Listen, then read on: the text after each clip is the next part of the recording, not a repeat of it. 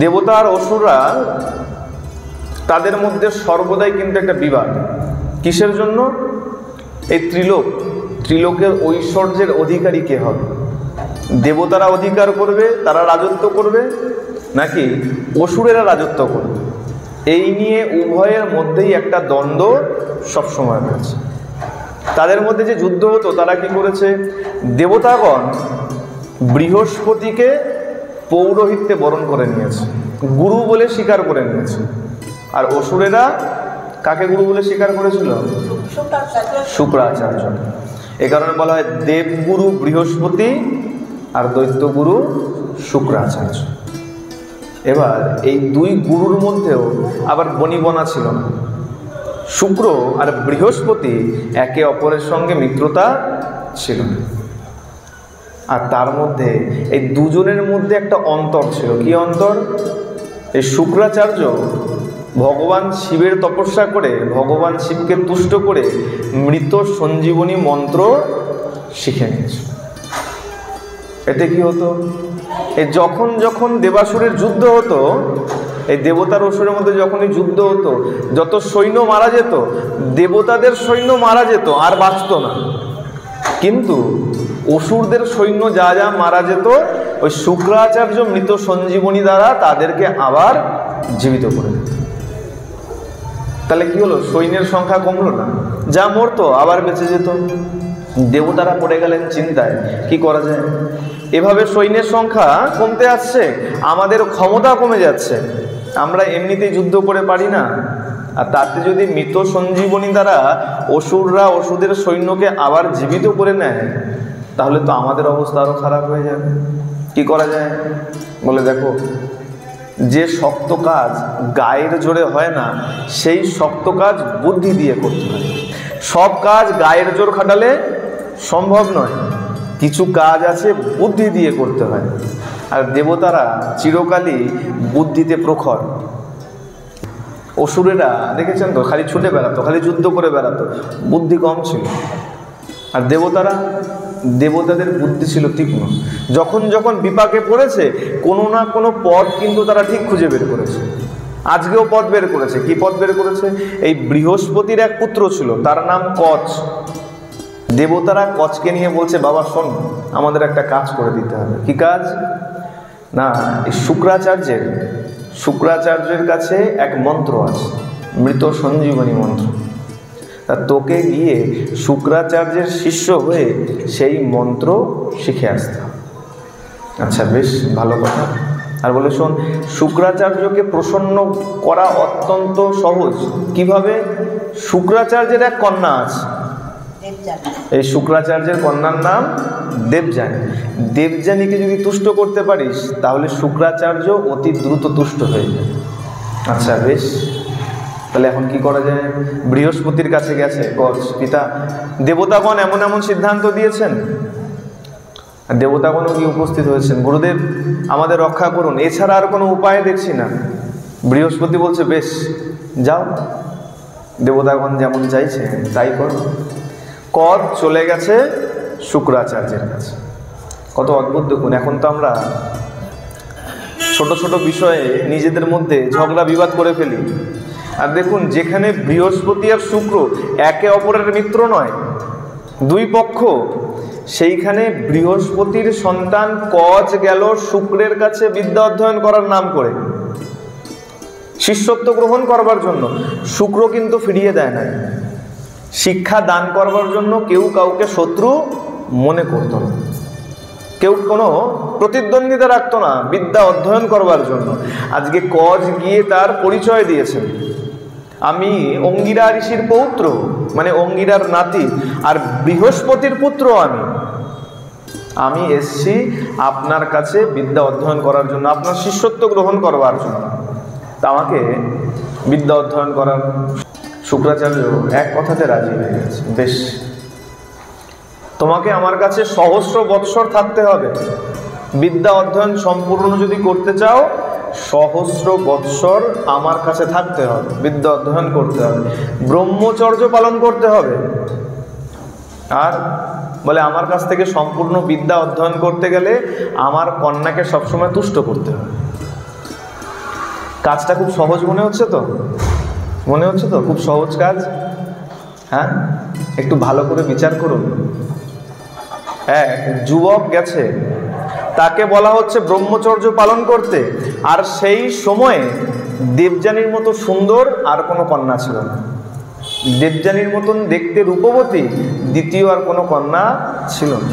চিন্তা করুন, রূপে গুণে অতুলনীয় এক কন্যার সামনে ব্রহ্মচর্য পালন করতে হবে, কোনো সাধারণ কাজ নয়। যদি ব্রহ্মচর্য পালন করতে পারো, আবার তাতে কি ওই কন্যাকে তুষ্টও করতে হবে।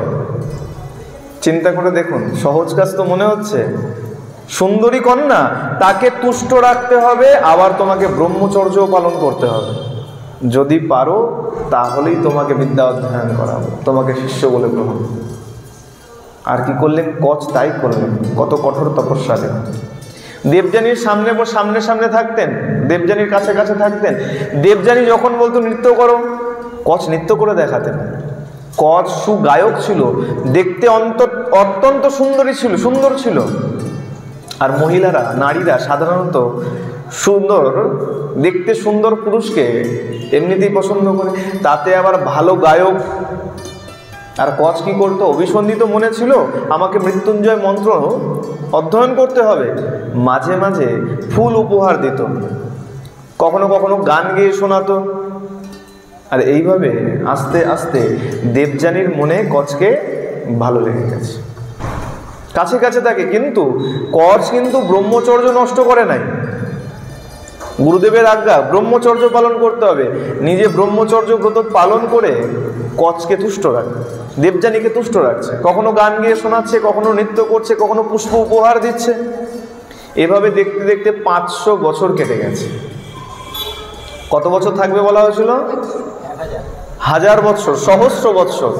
তার মধ্যে 500 বছর কেটে গেছে। এই যে 500 বছর কেটে গেছে, এতদিন পর এই অসুররাজ, যাদের গুরু শুক্রাচার্য, সেই অসুরের রাজা, তার নাম বৃষপর্বা। কি নাম? বৃষপর্বা। এই বৃষপর্বা আদি দৈত্যরা জানতে পেরে গেছে যে কচের মনের অভিসন্ধি কি, কেন কচ এসছে জানতে পেরে গেছে। মৃত্যুঞ্জয়ী মন্ত্র, মৃত সঞ্জীবনী মন্ত্র শিখবার জন্য এসছে। কি করেছে? একদিন কচ যখন গাভী চড়াতে গেছে, গুরু বাড়িতে আগে থাকলে পরে গুরু যেমন যেমন কাজ বলতো সেই কাজ করতে হতো, গুরুর আজ্ঞা পালন করতে হতো। এখন কচকে যখন গাভী চড়াতে পাঠিয়েছে, দৈত্যের দল কি করেছে? ওই কচকে টুকরো টুকরো করে কুকুরকে খাইয়ে দিয়েছে। কচকে টুকরো টুকরো করে দিয়েছে, টুকরো টুকরো করে কুকুরকে খাইয়ে দিয়েছে। দেখতে দেখতে সন্ধ্যা হয়ে এসছে, বৃহস্পতির যজ্ঞ, শুক্রাচার্যের যজ্ঞ সমাপন হয়ে গেছে। গাভীর দল সব বাড়িতে ফিরে এসছে, কিন্তু এখনো পর্যন্ত কচ ফিরে আসে। আর ওই যে বলা হলো, দেবযানীর মনে কচকে খুব ভালো লেগে গেছে। দেবযানী বলছে, পিতা, আপনার যজ্ঞ সমাপন হয়ে গেছে, সূর্যাস্ত হয়ে গেছে, গাভীর দল বাড়িতে ফিরে এসছে, কচ এখনো কেন ফিরল না? নিশ্চয়ই কচকে বদ্ধ করা হয়েছে। কচ নিশ্চয়ই আর বেঁচে নাই। আপনি এক কাজ করুন, আপনি কচকে আপনার মৃত সঞ্জীবনী মন্ত্র দ্বারা জীবিত করুন, কারণ কচকে ছাড়া আমি বাঁচব না। আর দেবযানীকে অর্থাৎ কন্যাকে শুক্রাচার্য অত্যন্ত স্নেহ করতেন। কন্যা যা বলতো তাই। বেশ কি করেছেন? ওই মৃত সঞ্জীবনী মন্ত্র উচ্চারণ করে কচকে যেই আহ্বান করেছে, ওই যে কুকুরকে খাইয়ে দিয়েছিল, ওই কুকুরের দেহ বিদীর্ণ করে কচ এসে উপস্থিত হয়েছে, জীবিত হয়ে সামনে এসে দাঁড়িয়েছে। এটা গেল একদিনের কথা। এর পরপর দেখতে না দেখতে আরো কিছুদিন পর দৈত্যরা আবার একদিন কচকে বধ করেছে। শুক্রাচার্য আবার মৃত সঞ্জীবনী মন্ত্র দ্বারা কচকে জীবিত করেছে। চিন্তায় পড়ে গেছে, বারবার এই দানব দল, দৈত্যের দল, অসুরেরা বারবার কচকে বধ করছে। দৈত্যরা চিন্তা করছে, যতবার বধ করি ততবার বাঁচিয়ে দেয়। সমস্যার ব্যাপার, কি করা যায়? না, এবার আর বধ করবো না ওইভাবে। তাহলে কি করব? এবার আগুনে পুড়িয়ে দেব। কচকে পুরো আগুনে পুড়িয়ে ভস্মীভূত করে ছাই বানিয়ে দিয়েছে। বলে, না, ছাই থাকলেও সমস্যা আছে, ছাইও রাখা যাবে না। কি করা যায়? সুরার সঙ্গে মিশিয়ে, সুরা মানে মদ, সুরার সঙ্গে মিশিয়ে কাকে খাইয়েছেন? শুক্রাচার্যকে খাইয়ে দিয়েছে, গুরুদেবকে খাইয়ে দিয়েছে। ভস্য ছাই করে সুরার সঙ্গে মিশিয়ে শুক্রাচার্যকে পান করিয়ে দিয়েছে। অনেকক্ষণ হয়ে গেছে, কচকে দেখতে পাচ্ছে না, অধৈর্য হয়ে পড়েছেন দেবযানী। পিতা, নিশ্চয়ই কচকে আবার বধ করা হয়েছে, আপনি আপনার মন্ত্রর দ্বারা কচকে আবার জীবিত করুন, কচকে ছাড়া আমি বাঁচব না। আচ্ছা বেশ। এই গুরুদেব আবার যে মৃত সঞ্জীবনী মন্ত্র উচ্চারণ করে যেই আহ্বান করবেন, অমনি শুনতে পাচ্ছেন ওনার গর্ভের থেকেই কচ উত্তর দিচ্ছে, গুরুদেব আমি আপনার গর্ভের মধ্যেই রয়েছি, আমাকে পুড়িয়ে ভস্য করে সুরার সঙ্গে আপনাকে পান করিয়ে দেওয়া হয়েছে, আপনি কৃপা করুন, আমাকে পুত্র রূপে স্বীকার করুন। কি রূপে? পুত্র রূপে। কারণ গুরু যতক্ষণ শিষ্যকে পুত্র রূপে গ্রহণ না করে ততক্ষণ সম্পূর্ণ বিদ্যা দেয়। কচ কি বলছে? গুরুদেব আমাকে আপনি পুত্র রূপে গ্রহণ করুন, আর আমাকে শিষ্য রূপে গ্রহণ করে, পুত্র রূপে গ্রহণ করে বিদ্যা প্রদান করুন। দেবযানীকে বলছে, শোন মা, এই কচকে যদি বাঁচাতে হয় তাহলে আমাকে মরতে হবে। কেন? আমি এই মন্ত্র উচ্চারণ করলে পরেই আমার উদর বিদীর্ণ করে সে বেরিয়ে আসবে, আমার পেট ফুঁড়ে বেরিয়ে আসবে, আমি তাহলে মরে যাব। তা তুই কাকে চাস, পিতাকে না কচকে? দেবযানী বলছেন, বাবা আমার কাছে দুজনেই সমান, আমি কাউকে ছেড়ে আমি বাঁচতে পারবো না। আমি যেমন কচকে ছাড়া বাঁচবো না, আমি তেমন আপনাকে ছাড়াও বাঁচবো না, আমি দুজনকেই চাই। কচ ওদিকে কি বলছে? গুরুদেব আমাকে পুত্র রূপে স্বীকার করে বিদ্যা অর্পণ করুন। এখন শুক্রাচার্য দেখছে যে দুজনকে ছাড়াই কন্যা বাঁচবে না, তাহলে কি করা যায়? তাহলে মন্ত্র ওই শিষ্যকে প্রদান করতেই হবে। বলে বেশ কচ, আমি তোমাকে পুত্র জ্ঞানে শিষ্য রূপে আমি এই বিদ্যা আমি তোমাকে অর্পণ করছি, যদি তুমি, শর্ত আছে, যদি তুমি ইন্দ্ররূপী ছদ্মবেশ না ধরে আসো। এমন যেন না হয় যে ইন্দ্র ছদ্মবেশ নিয়ে কচ হয়ে এসছে। কেন? বলেন আমি দেবতাদের এই মন্ত্র দেব না। তুমি যদি ছদ্মবেশরূপী ইন্দ্র না হয়ে থাকো, তুমি যদি সত্যই বৃহস্পতির পুত্র কচ হয়ে থাকো, তাহলে আমি আমার এই বিদ্যা আমি তোমাকে সমর্পণ করলাম, দান করলাম। যেমনি মাত্র দান করেছেন, উদর বিদীর্ণ করে কচ বেরিয়ে এসছে। শুক্রাচার্য প্রথমত মারা গেলেন, আবার কচ তার সেই মন্ত্রের দ্বারা শুক্রাচার্যকে জীবিত করলেন। হ্যাঁ, এটা গেল একটা পর্ব। দেখতে দেখতে কিছুদিন পার হয়েছে, সহস্র বৎসর পূর্ণ হয়ে গেছে। কচের যে কথা ছিল 1000 বৎসর থাকবে, 1000 বৎসর পূর্তি হয়ে গেছে। কচ এখন বলছেন, গুরুদেব আজ্ঞা করুন, আমি এবার বিদায় নিই, আমাকে এবার ফিরতে হবে। দেবযানী ধরেছে, দেবযানী পথের মধ্যে দেবযানী ধরে বলছে, কচ তুমি তো চলে যাবে, কিন্তু আমি তো তোমাকে ছাড়া বাঁচবো না, তোমাকে আমি মনে মনে ভালোবেসে নিয়েছি, তা আমাকে তুমি পত্নী রূপে গ্রহণ করো। কচ বলছে, শোনো, এই তুমি বলছো আমি তোমাকে পত্নী রূপে গ্রহণ করব, সেটা কখনো সম্ভব নয়। কেন? তোমার পিতা ধর্ম তো আমার গুরু, মানে আমার পিতা, আর আমার পিতার তুমি কন্যা, তাহলে সম্পর্কে তুমি আমার ভগ্নী হয়ে গেলে। আর যে পিতার থেকে তোমার সৃষ্টি হয়েছে, সেই পিতার অঙ্গে আমারও বাস ছিল। কখন? ওই যে সুরাপান করিয়ে দিয়েছিল ভস্যরূপে, তখন তো আমিও গর্ভের মধ্যে ছিলাম, তা সেই দেহে আমিও বসবাস করেছি। সুতরাং ধর্ম তো তুমি আর আমি ভাই বোন হয়ে গেছি, আর কোনো রকমভাবেই এই সম্পর্ক দ্বিতীয় কোনো সম্পর্কে পরিবর্তন হতে পারে। কচকে সে কোনোভাবেই ছাড়বে না। কচ বিচার দিয়েছে। দেবযানী বলছে, শোনো, তুমি তো আমার পিতার নিজের সন্তান নও, তোমার পিতার, আমার পিতার তুমি গুরুপুত্র হলে, তুমি গুরুদেবের, তুমি গুরুপুত্র, তুমি আমার নিজের ভ্রাতা নও, সুতরাং আমি তোমাকে বিবাহ করতে পারি। যখন বিচার দুজনের থেকে দিচ্ছে, কচ বারে বার মানা করে দিয়েছে। এক পর্যায়ে কচ তো মানা করে দিয়েছে, বলেছে আপনি গুরুতুল্য, গুরুদেবের সন্তান গুরুতুল্য হয়, গুরুদেবের সন্তানকে কখনো ছোট মনে করতে নাই। গুরুদেবের ছোট ছেলেও যদি হয়, সেও গুরুতুল্য হয়, তাকেও গুরুর সমান আপনাকে শ্রদ্ধা করতে হয়। এখন কচ বলছে আপনি আমার গুরু তুল্য, গুরুর কন্যা, গুরু তুল্য, আপনি আমাকে আশীর্বাদ করুন, আমি যেন এই পথ ভালোভাবে যেতে পারি। যখন দেবযানী দেখছে কোনো কথায় কাজ হচ্ছে না, দেবযানী তখন অভিশাপ দিয়ে দিয়েছে কচকে, যাও, তোমার এত অহংকার, আমি তোমাকে অভিশাপ দিচ্ছি, এই যে বিদ্যা তুমি গ্রহণ করেছো সেই বিদ্যা কখনো তোমার ফলপ্রসূই হবে না। সহস্র বৎসর ব্রহ্মচর্য ব্রত পালন করে যে মৃত সঞ্জীবনী মন্ত্র শিখেছেন, সেই মৃত সঞ্জীবনী দিয়ে তুমি কাউকে বাঁচাতেই পারবে না। কচ বলছে বেশ, অভিশাপ দিয়ে দিয়েছেন, বলে চালিয়ে দেওয়া তীর আর চলে যাওয়া কথা কখনো ফেরত নেওয়া যায় না। কাউকে কোনো বাজে কথা বলে দিয়েছেন, ওই মনে যে আঘাত লেগে গেছে, আপনি যত চেষ্টাই করুন না কেন সেই আঘাত কখনো ফেরাতে পারবেন। এ কারণে বলা হয় কথা খুব সাবধানে বলো, যত পারো কম বলো। কেন বলে কখন কাকে ব্যথা দিয়ে ফেলবে তুমি বুঝতে পারবে না। কচকে অভিশাপ দিয়ে দিয়েছেন যে এই বিদ্যা তোমার ফলপ্রসূ হবে না। কচ বলছেন বেশ, আপনি অভিশাপ দিয়েছেন তা সেটা তো ফলবেই, বেশ আমি বাঁচাতে না পারি, আমি যাকে শেখাবো তার তো মন্ত্র ফলপ্রসূ হবে, সে অপর কাউকে বাঁচাবে।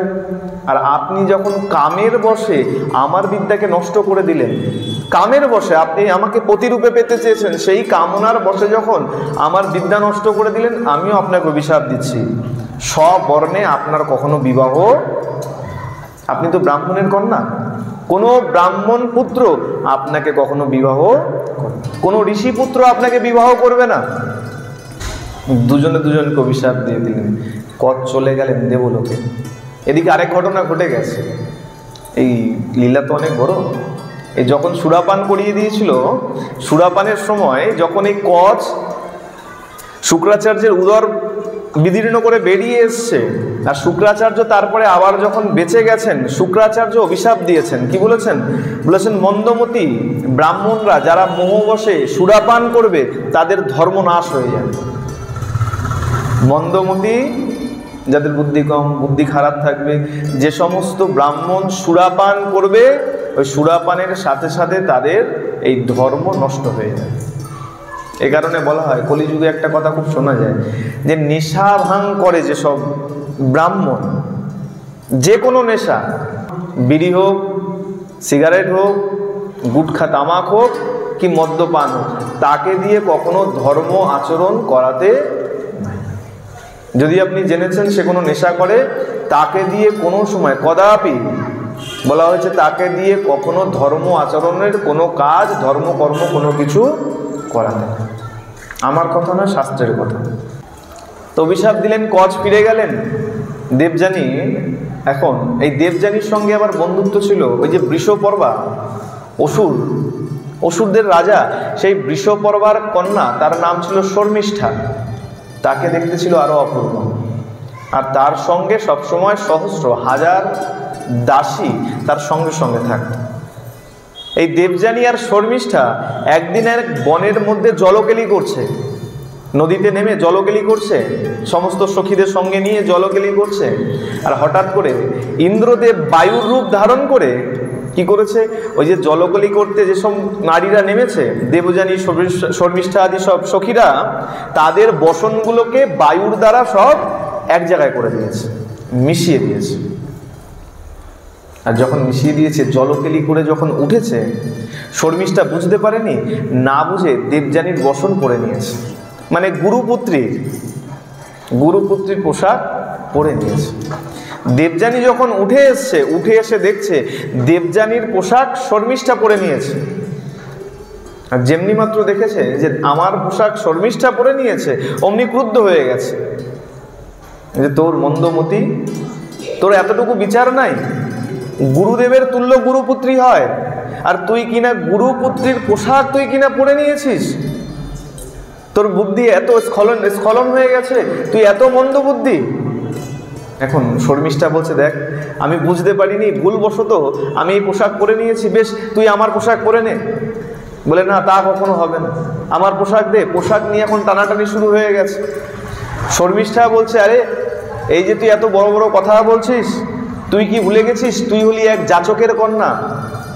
যাচক মানে যে চেয়ে চেয়ে নেয়, ব্রাহ্মণকে ভিখারি বলা হয়? তো বলে লাখ টাকার ব্রাহ্মণ যদি হয় তথাপিও সে ভিখারি, তাই না?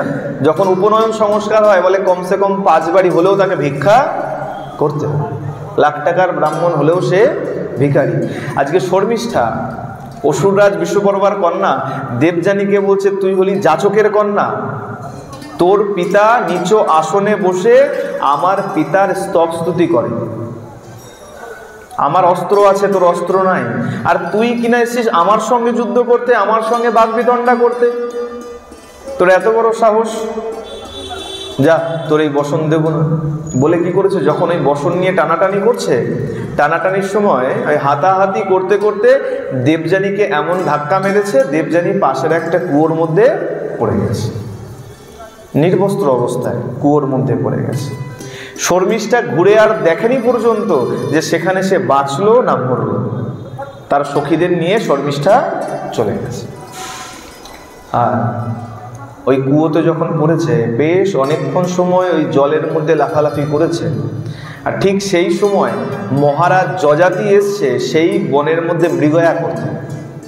মৃগয়া করতে যখন এসছে, যখন শোরগোল শুনতে পারছে, কোনো থেকে ক্রন্দন ধ্বনি আসছে, বাঁচাও বাঁচাও শব্দ শুনতে পারছে, কুয়োর সামনে গিয়ে দেখছে প্রদীপের শিখার মতন এক কন্যা সেই কুয়োর জলের মধ্যে লাফালাফি করছে। কেন বলে এত রূপ ছিল, ওই কুয়োকে মনে হচ্ছে যেন পুরো আলোকিত করে রেখেছে। পরিচয় জিজ্ঞাসা করেছে, কে আপনি? পরিচয় দিয়েছেন, আমি শুক্রাচার্যের কন্যা। যযাতিকে জিজ্ঞাসা করেছেন, আপনি কি, আপনার পরিচয় কি? বলেছেন, আমি হলাম নহুষ পুত্র যযাতি, নহুষ রাজার পুত্র আমি যযাতি। মৃগয়া করতে এসেছিলাম, শব্দ শুনে এসে দেখলাম আপনি কুয়োতে পড়ে আছেন, তা আমাকে তুলুন। গায়ের অঙ্গ বস্ত্র দিয়ে তোলার চেষ্টা করেছে, তুলতে পারে নাই, হাত বাড়িয়ে দিয়েছেন। দেবযানীর দক্ষিণ হস্ত ধরে দেবযানীকে কুয়োর থেকে বের করেছে। এই যযাতিও কত বড় ধর্মাত্মা, একবার বিচার করুন। যেখানে নগ্ন নারী এত সুন্দরী রানী দাঁড়িয়ে রয়েছে, সেখানে কিন্তু যযাতি তার দিকে কাম দৃষ্টি নিয়ে তাকায়নি পর্যন্ত। আরও কোথায় প্রমাণ, দেবযানী উঠে যখন এসছে, উঠে এসে বলছেন যে এই প্রথম আমাকে কোনো পুরুষ স্পর্শ করলো, আপনি আমার হাত ধরে উঠিয়েছেন, বাঁচিয়েছেন, তা আমি মনে মনে আপনাকে পতিরূপে স্বীকার করলাম। যযাতি বলছেন, দেখুন আপনি হলেন ব্রাহ্মণ কন্যা, আমি হলাম ক্ষত্রিয়, তা আপনার সঙ্গে আমার সম্পর্ক কখনো সম্ভব না। কেন বলে অপর ধর্মের মধ্যে বিবাহ হয়ে গেলে তাকে বলা হয় বর্ণ সংকর। যদি উঁচু জাতির কন্যা নিচু জাতির পুত্রকে বিবাহ করে তাকে বলা হয় বিলোম সংকর, বিলোম বলা হয়, এতে দোষ হয়। আর যদি নিচু জাতির কন্যা উঁচু জাতির সন্তানকে বিবাহ করে তাকে বলা হয় অনুলোম, অনুলোম আর বিলোম। তো এটা কখনো সম্ভব নয়। আপনি ব্রাহ্মণ কন্যা, আমি হলাম ক্ষত্রিয়, আপনার পিতা মেনে নেবে না। বলে আমি মেনে নিয়েছি, আর পিতাকে মানানোর দায়িত্ব আমার। আচ্ছা বেশ, আপনি পিতার সঙ্গে কথা বলুন, কিন্তু এখন আমাকে যেতে হবে। দেবযানীকে মুক্ত করে দিয়েছেন, চলে গেছেন দেবযানী, আর যযাতিও চলে গেছে।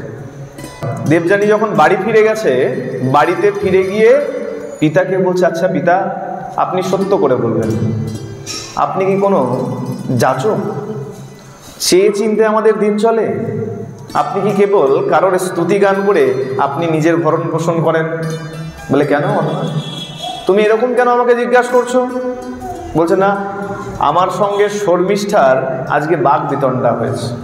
শর্মিষ্ঠা আমাকে কুয়োর মধ্যে ফেলে দিয়েছে, আর শুধু তাই নয়, আমাকে বলেছে তুই হলি যাচকের কন্যা। যদি এ কথা সত্য হয়, আমি বলেছি তাহলে আমি ওর দাসিত্ব স্বীকার করব। আমি যদি কোনো যাচকের কন্যা হই, আমার পিতা যদি যাচক হয়, আমি তাহলে শর্মিষ্ঠার দাসত্ব স্বীকার করব, দাসী হয়ে যাব। তা আপনি আমাকে বলুন, আপনি কি সত্যই যাচক? শুক্রাচার্য বলছেন, শোন মা, তোর পিতা কোনো যাচক নয়, আর শুধু যাচক নয়, এতটুকুই নয়, এতটুকু জানবি, ইন্দ্র আদি সমস্ত দেবতারা পর্যন্ত আমার সম্মান করে, যযাতি মহারাজ যযাতি পর্যন্ত আমার সম্মান করে। আর শোন, জ্ঞানী ব্যক্তি কখনো নিজের মুখে নিজের গুণগান করে, কখনোই দেখবেন না যে পরম জ্ঞানী হয় সে কখনো নিজের গুণগান নিজের মুখে করে। বলে শোন মা, এক কাজ কর, রাত ছেড়ে দে, শর্মিষ্ঠাকে ক্ষমা করে দে। ব্রাহ্মণের ধর্ম ক্ষমা করা, ক্ষমাই হলো পরম ধর্ম, ক্ষমা করে দে, চল আমরা গৃহে ফিরে যাই। বলছে না পিতা, পণ্ডিতেরা বলে নিজের থেকে নিচু জাতির কাছে, যার বিদ্যা কম, তার কাছে অপমানিত হওয়ার থেকে মৃত্যু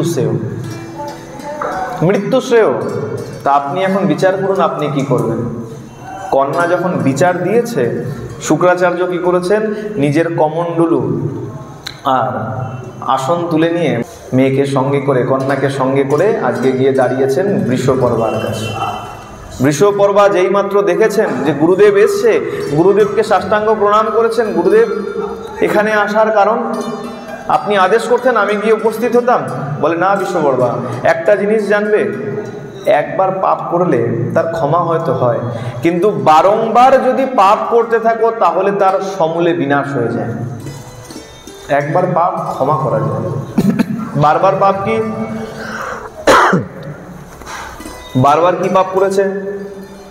তুমি আমার ধর্মজ্ঞ শিষ্যকে বারংবার বধ করার চেষ্টা করেছো, বধ পর্যন্ত করেছো। কচকে বধ করেছিল বৃষপর্বা, জানতেন? কচকে বারবার বধ করেছো, তা বারবার পাপ করেছো। আর শুধু তাই নয়, আমার কন্যাকে আজকে শর্মিষ্ঠা বলেছে, যাচকের কন্যা।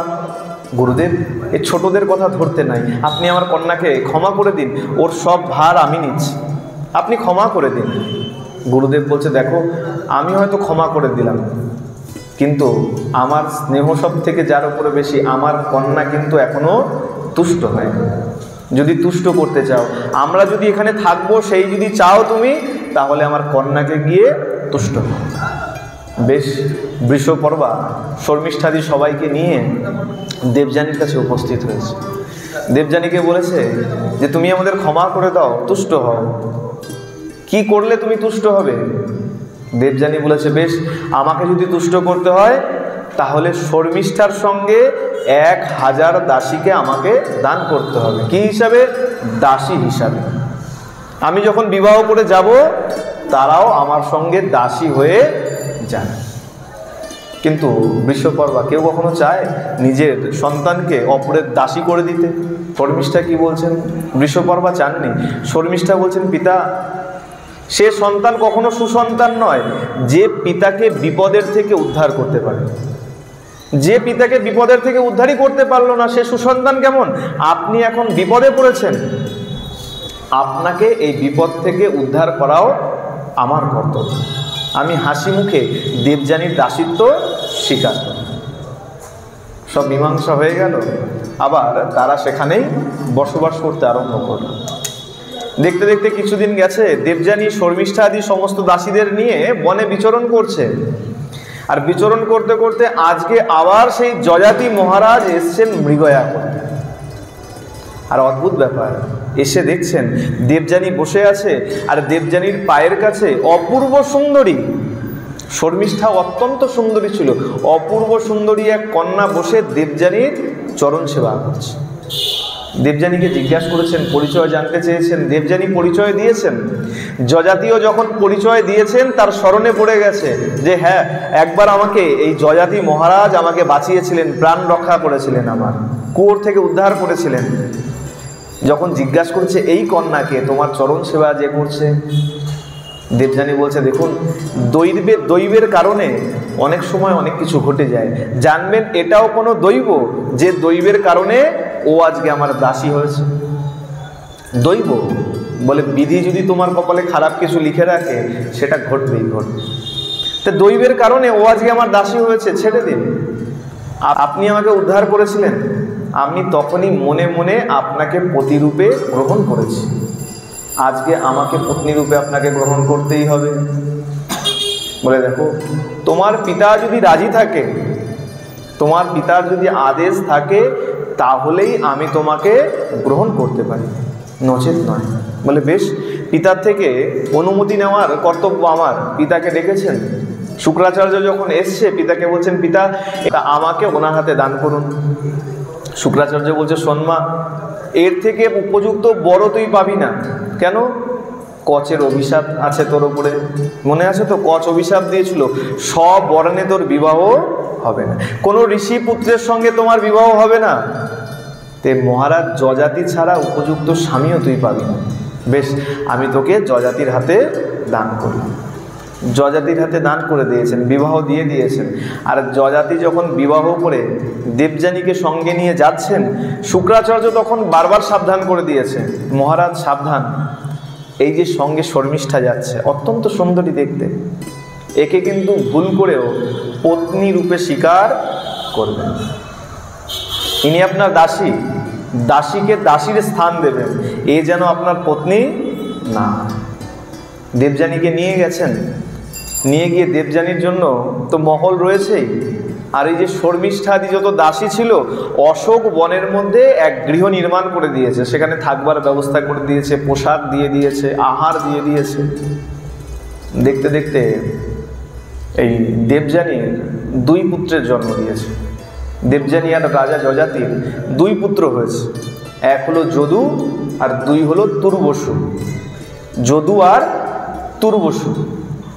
আর অদ্ভুত ব্যাপার, শর্মিষ্ঠাও তো তার যৌবন এসছে, ঋতুকাল যাচ্ছে, একদিন ঋতু স্নান করে যখন বনের মধ্যে অপেক্ষা করছে, আর মহারাজ যজাতি ঘুরতে ঘুরতে সেই অশোক বনের মধ্যে গেছে। মহারাজকে দেখেই শর্মিষ্ঠার মনে এখন কাম বাসনা জাগ্রত হচ্ছে। কেন? বলছে আমি যৌবন প্রাপ্ত, আর যদি আমি কোনো সন্তান লাভ না করি তাহলে আমার এই যৌবনের কি দাম।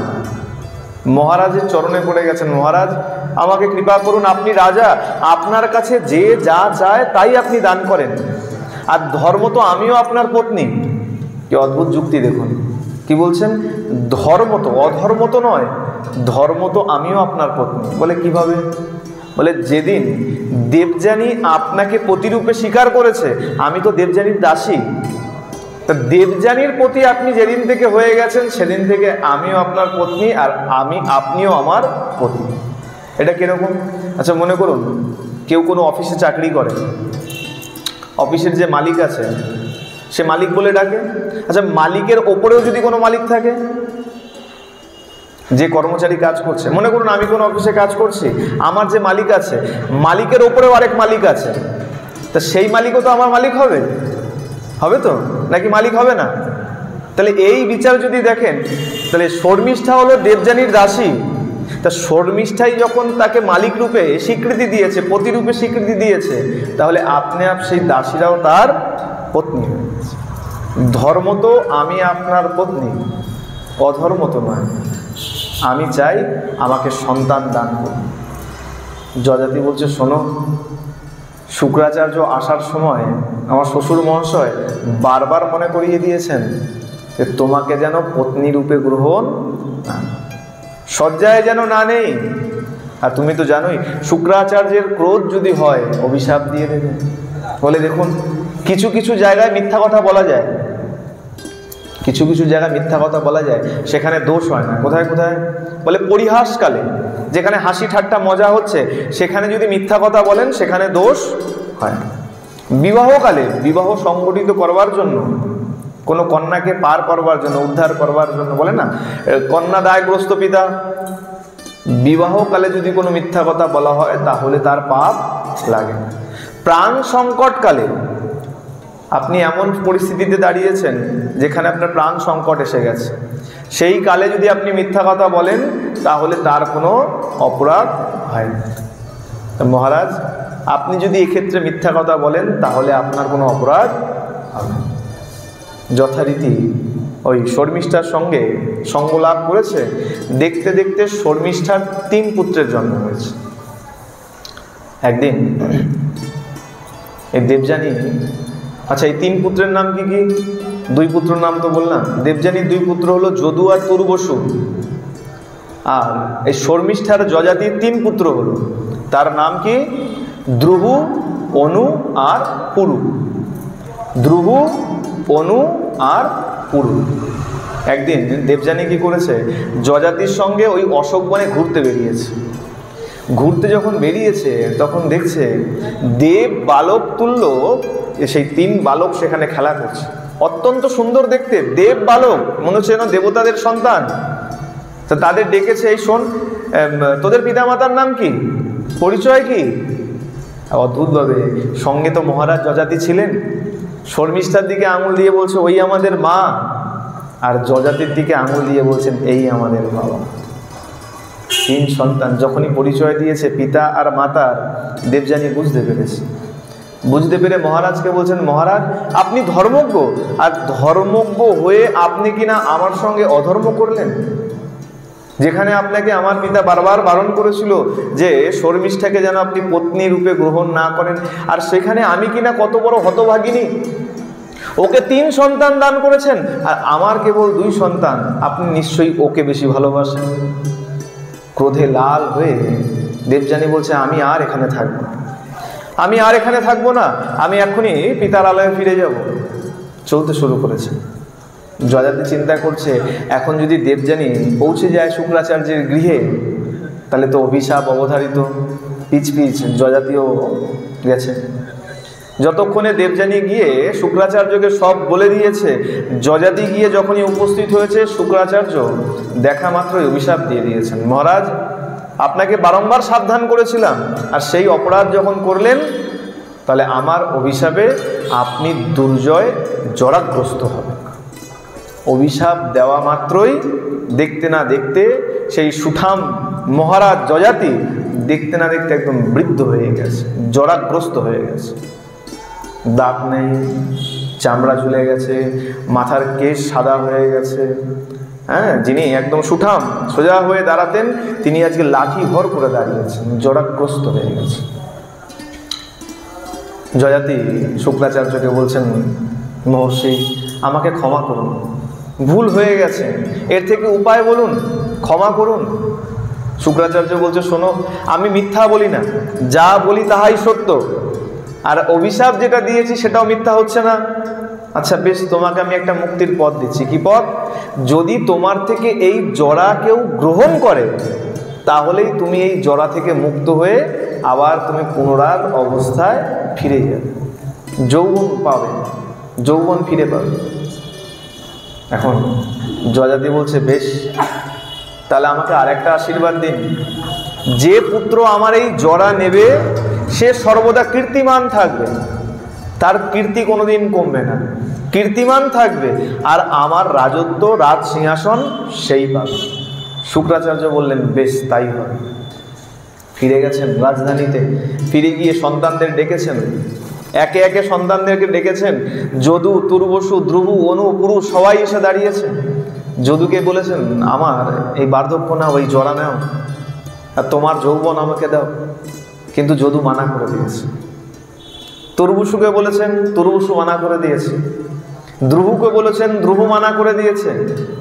অনুকেও বলেছেন, অনুও মানা করে দিয়েছে। সবাই বিচার করছেন আমাদের যৌবন পিতা নেবে, আর সেই যৌবন নিয়ে মায়ের সঙ্গে তো ভোগ বাসনায় লিপ্ত থাকবে, তা এটা আমাদের জন্য অন্যায়। আমাদের যৌবন নিয়ে আমাদের মায়ের সঙ্গে ভোগ বাসনা করবে, এটা অন্যায়, এই কারণে মানা করে দিয়েছে। আর সেই মানা শুনে আজকে ক্রুদ্ধ হয়ে যজাতি তাদেরকে অভিশাপ দিয়ে দিয়েছেন, একে একে সবাইকে অভিশাপ দিয়ে দিয়েছেন।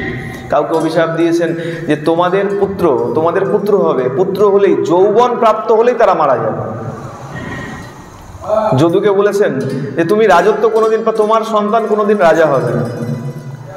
তুর্বসুকে বলেছেন তুমি ম্লেচ্ছ জাতির রাজা হবে, তোমার থেকে ম্লেচ্ছ জাতির উৎপত্তি হবে। আমরা যে ম্লেচ্ছ বলি এই শুক্রাচার্যের অভিশাপের কারণে, এই যজাতির অভিশাপের কারণে তার সন্তানদের হাত ধরেই এই ম্লেচ্ছ জাতির সৃষ্টি। পরবর্তীতে পুরুকে যখন জিজ্ঞাসা করেছেন, পুরু রাজি হয়েছে, পুরু স্বীকার করেছেন যে হ্যাঁ পিতা, আমি আপনার এই জরা নিচ্ছি আর আমার এই যৌবন আপনাকে দিচ্ছি। এখন প্রশ্ন হয় যে পুরু কেন দিল? পুরু বিচার করেছে এই যে দেহ, এই দেহ তো পিতার দান, পিতা যদি আমাকে এই দেহ দান না করতো, মাতা পিতা যদি এই দেহ দান না করতো, আমি তো এই দেহ পেতাম না। আর সেখানে এই দেহ দিয়ে যদি পিতার সেবা করতে না পারলাম তাহলে আমি কিসের পুত্র?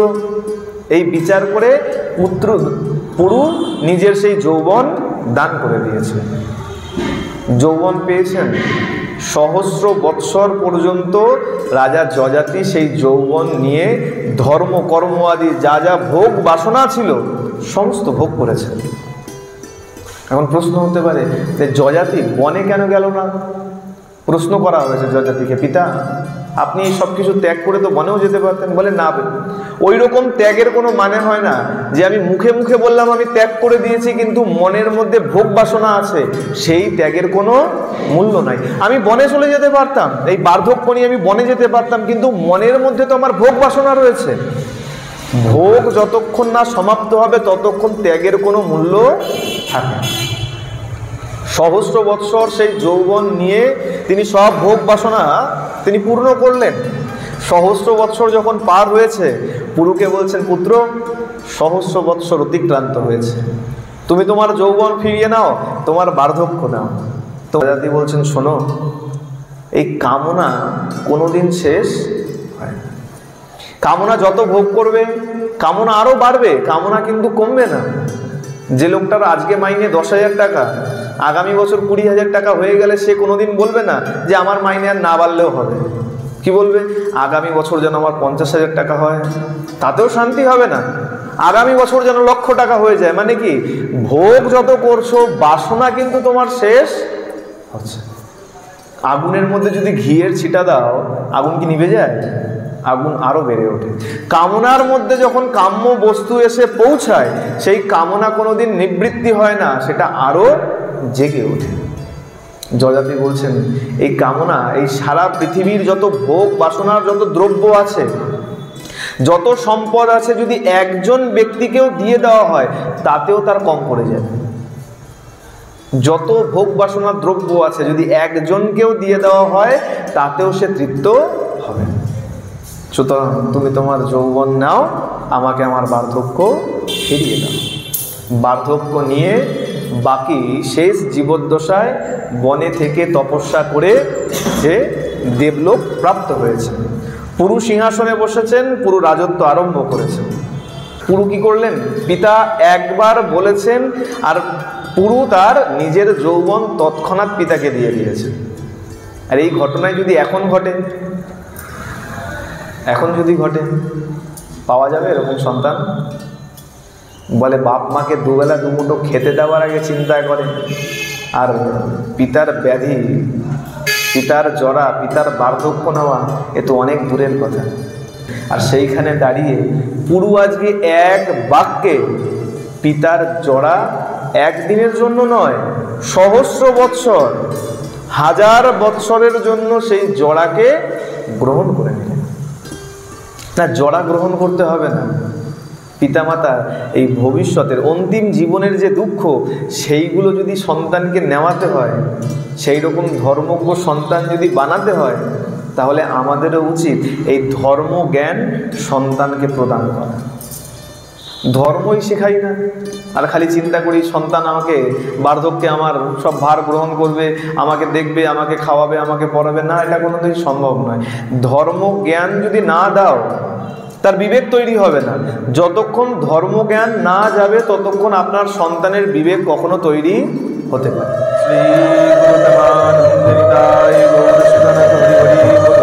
শ্রী শ্রী সাধু গুরু বৈষ্ণব প্রেমানন্দে হরি হরি বল। শ্রী শ্রী রাধা গোবিন্দ প্রেমানন্দে হরি হরি বল।